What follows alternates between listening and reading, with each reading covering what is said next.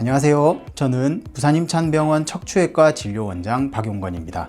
이번 시간에는 척추 질환의 양대 산맥이라 할 수 있는 척추관 협착증과 추간판 탈출증에 대해 쉽고 간단하게 설명드리도록 하겠습니다. 그러면 먼저 척추관 협착증에 대해서 알아보도록 하겠습니다.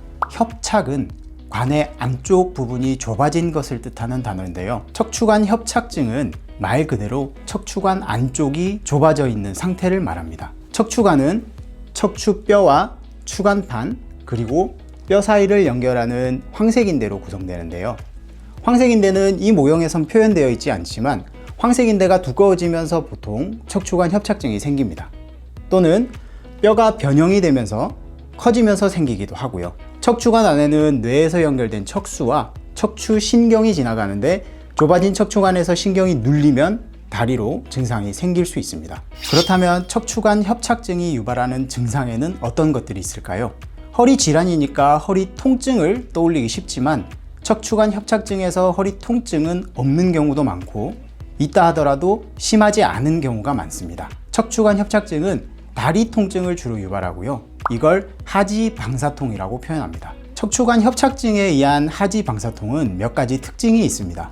걸을 때 하지방사통이 심해지고 걸음을 멈추면 나아진다는 것이 가장 특징적인 증상인데요.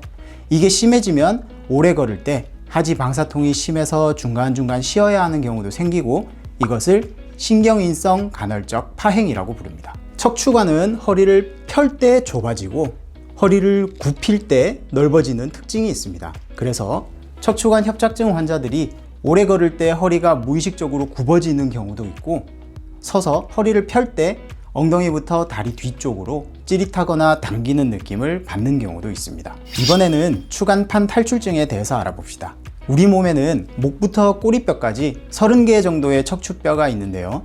척추체 뼈 사이를 추간판이라는 구조물이 연결하고 있습니다. 추간판은 충격 흡수 역할을 하는 수핵이라는 물질이 내부에 있고 섬유륜이라는 질긴 구조물이 바깥을 둘러싸는 구조로 되어 있습니다. 수핵은 원래 수분 함량이 많은데 나이가 들면서 수분이 조금씩 줄어들고 탄력을 잃게 됩니다. 탄력을 잃은 수핵은 바깥으로 퍼지는 힘을 받게 되고 섬유륜의 약한 부분이나 상처난 부분으로 빠져나오면 우리가 흔히 말하는 디스크, 즉 추간판 탈출증이 됩니다. 섬유륜 주변에는 신경 분포가 많습니다. 그래서 수핵이 빠져나오지 않더라도 섬유륜에 작은 상처가 나는 것만으로도 심한 허리 통증을 유발할 수 있습니다. 척추관 협착증과는 다른 부분이죠. 탈출된 수핵이 척추신경을 자극하면 하지방사통을 느낄 수도 있습니다. 추간판 탈출증에 의한 하지방사통은 척추관 협착증과 다르게 걸음과 관계없이 저림감이나 당김 등의 통증을 느낄 수 있고요.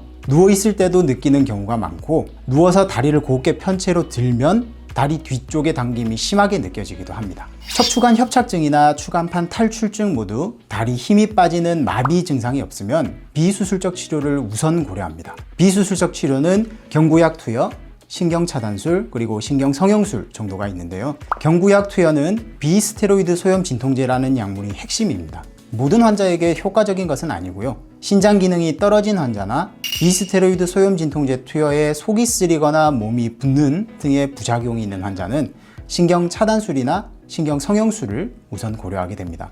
신경차단술은 압박된 신경 주변으로 마취제, 확산제, 그리고 강력한 항염증제인 스테로이드를 뿌려주는 것으로 보통 허리 주사나 뼈 주사라고 하면 이걸 말합니다. 신경성형술은 신경차단술의 한 단계 발전된 형태라고 보시면 되는데요.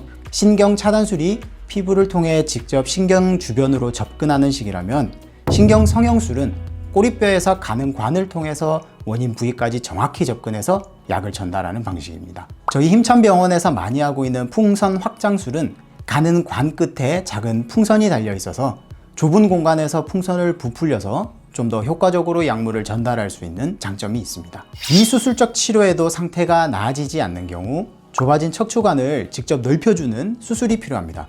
수술은 등 부위를 절개해서 하는 경우도 있는데요. 부산힘찬병원 척추외과에서는 0.7cm 정도의 작은 구멍 2개만 뚫어서 고해상도 내시경을 이용하는 양방향 척추 내시경으로 대부분의 환자분들을 수술하고 있습니다. 수술 중 출혈량이 아주 적고 수술 후 회복이 빨라서 환자분들의 만족도도 높은 좋은 수술법입니다. 진료실에서 허리에 도움되는 운동을 궁금해하시는 분들이 많으신데요. 제가 항상 권해드리는 운동은 브릿지 운동입니다. 누워서 무릎을 90도 정도 굽히고 발을 바닥에 댄 채로 엉덩이를 드는 운동인데요. 그 자세로 1, 2분 정도 버틴 다음 30초 정도 쉬는 것을 5세트에서 6세트 정도 반복해 줍니다. 매일 꾸준히 하는 것이 훨씬 중요한 운동이고, 이 운동으로 척추 기립근을 강화시킬 수 있습니다. 바른 자세가 만들어지고 허리 통증을 어느 정도 예방할 수 있어서 허리가 아프지 않은 분들께도 적극 권하고 싶은 운동입니다. 오늘은 이렇게 허리 질환의 양대산맥, 척추관 협착증과 추간판 탈출증에 대해 알아봤는데요. 말씀드린 것과 비슷한 증상으로 고생하고 계시다면 부산임찬병원 척추외과는 늘 여러분께 열려 있습니다. 늘 정성껏 진료하겠습니다. 시청해 주셔서 감사합니다.